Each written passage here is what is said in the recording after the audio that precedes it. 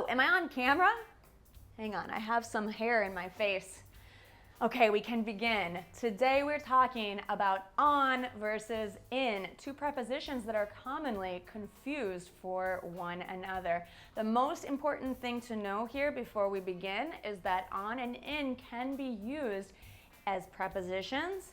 We also use them in many idiomatic phrases and phrasal verbs. So today we are going to explore how to use them correctly as regular prepositions, and I'm also going to share with you some super common idiomatic phrases. Hello and welcome back to Go Natural English, the place where we solve your doubts about English, we clarify the rules and help you to speak more naturally, more fluently, more confidently.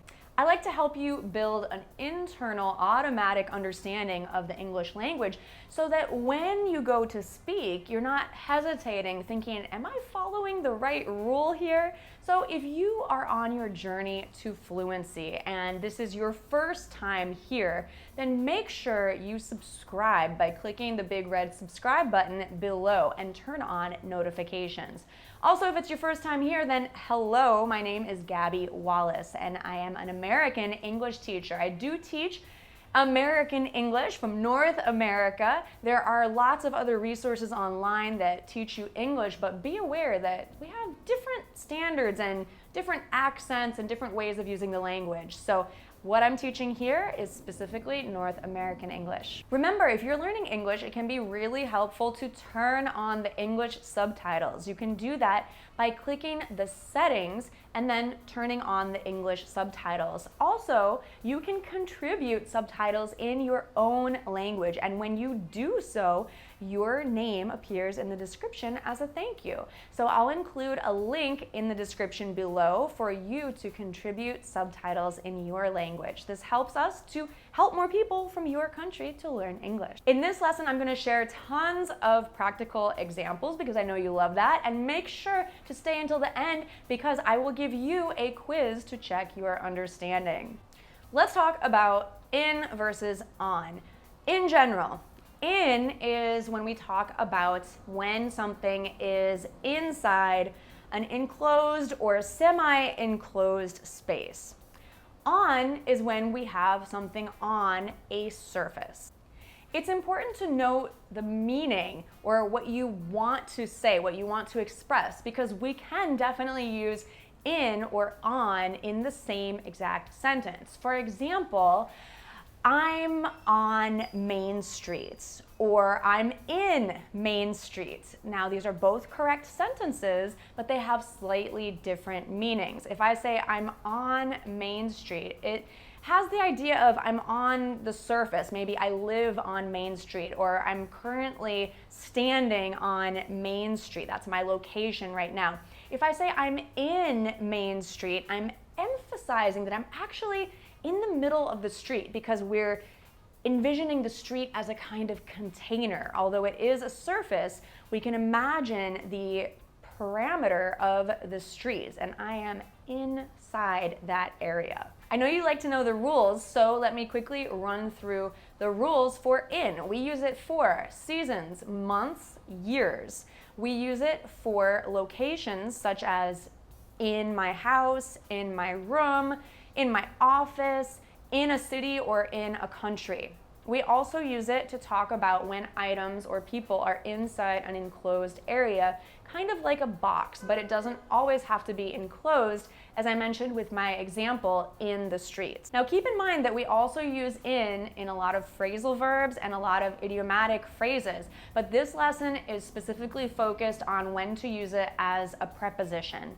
We use on for days or specific dates, like the number or the day of the week. We use it to talk about when items are on a surface, and I'll give you more examples to further illustrate this point. We also use it in phrases like when we want to use the word about. For example, this video is about in and on, or this video is on on and in. But I probably wouldn't say that because it's a little confusing to say this video is on, and in. I'd probably just say about to avoid repeating that word. However, we can use on to mean about. And we also use on in various phrases. For example, I'm working on a project. Now I'm going to share lots of practical examples with you from 6 different areas or topics where we might use on and in. I'm going to talk about appearance, time, dates, location, transport, and work. And then we will have a quiz at the end. Let's start with appearance. Like most people, I have 2 eyes, 1 nose, and 1 mouth on my face. I have a little bit of makeup on my face right now, but you know, one thing I never want to have on my face is a tattoo. I have hair on my head and I have curls in my hair. Do you think next time I should wear a bow in my hair? I'm wearing earrings in my ears, and I was wondering, do you think I should get a piercing in my nose? Okay, I actually want to know your answer, so tell me in the comments. I'm serious. Okay, next let's talk about time and dates. When we talk about time, we often use the expressions on time and in time. And in fact, there's even a lot of confusion with these 2 phrases.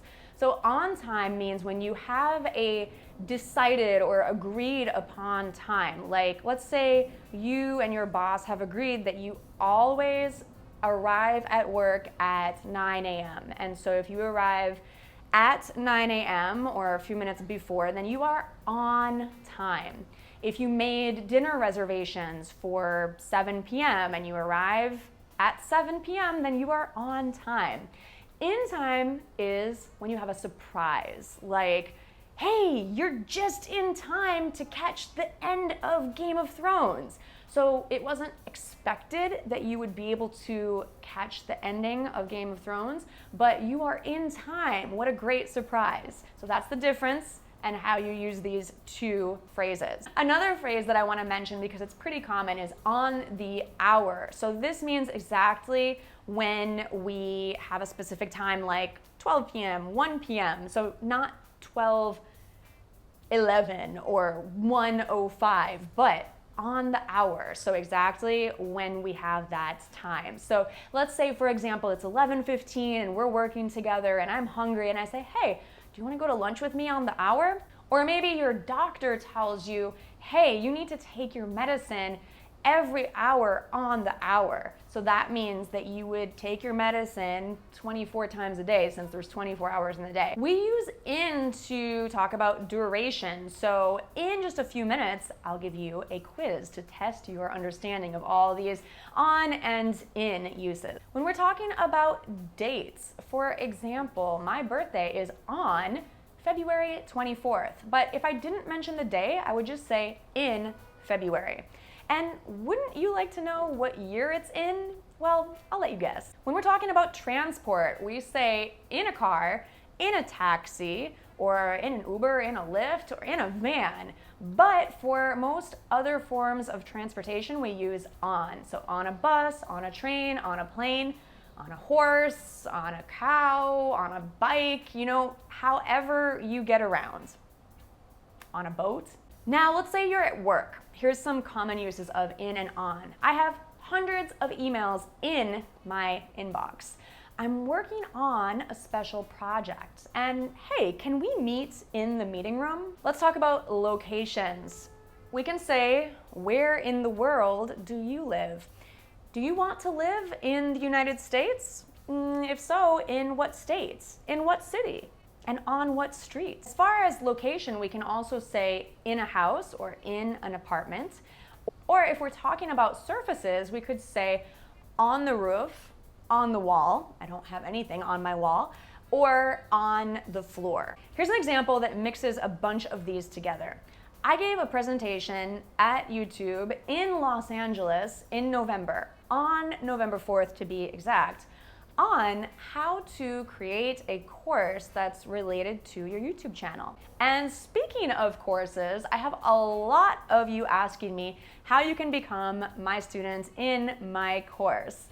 You know, I only open my course a few times a year to new students, but if you would like information about the course and if you would like to know the next time it opens, how you can join, details about what's inside and how you can benefit from the course, then the place you need to go is gonaturalenglish.com/registration. I'll also put that link in the description below so that you can click on it and make your way over to get more information about how to become my student. Click on the link. That's another example. Okay, now I want to share some really common phrases with you that use in and on. This is not the main focus of this lesson, but it's a bonus that I think will be really helpful for you. So first, let's look at phrases using in. In a bad way means you're in a bad situation. In trouble is another similar phrase. In a pinch is also like an unexpected bad situation. In a nutshell, I use this pretty often, and it means in summary. In a sense means kind of, like in a sense, in a way, which also uses in. In a state, for example, not like a geographical state like California, although that would also use in. We could say in a state, like in a confused state, in a mental fog, in an excited state. Another phrase is in a New York minute. In a New York minute means something that happens very fast, because if you imagine how many things are happening at the same time in New York City, well, it makes the minutes go by very quickly. And three more, in detail. So this lesson is describing how to use in and on in detail. And then conversely, in general, so generally speaking. So here's possibly the two most confusing in phrases. We can say in mind, like, do you want to go somewhere for lunch? Yeah, sure. Do you have anywhere in mind? Like, are you thinking of something in particular, some restaurant that you like?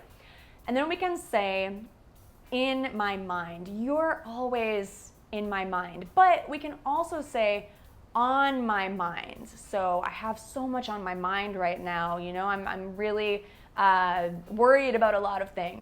And similarly, we could say in my head. We're talking about something on the surface of your head. On average, which reminds me also, we could say in sum or in summary.